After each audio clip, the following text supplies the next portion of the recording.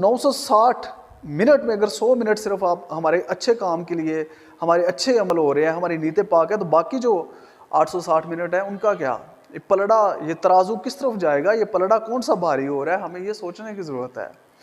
تو کائنڈلی یہ مائنڈ میں رکھیں کہ ہماری نیتوں کا پاک ہونا بہت ضروری ہے، اور اس کے لیے یہ جاننا بہت ضروری ہے، خود سے سوال کرنا ضروری ہے کہ آپ جو بھی کر رہے ہیں وہ کیوں کر رہے ہیں۔ صرف اور صرف وہ کام آپ کے خیر کے پلڑے میں جائے گا، اچھائی یعنی عمل صالح گنا جائے گا جس کے پیچھے نیت اللہ کی رضا ہے۔ تو اس چیز کو سمجھنے کی ضرورت ہے اور اپنی زندگی میں اس کو ایڈ کرنے کی ضرورت ہے۔ یہ بہت بڑا المیہ ہے، یہ بہت بڑی برائی ہے جو ہماری تہذیبی شکل اختیار کر گیا ہے اور ہم اس سے واقف بھی نہیں ہیں۔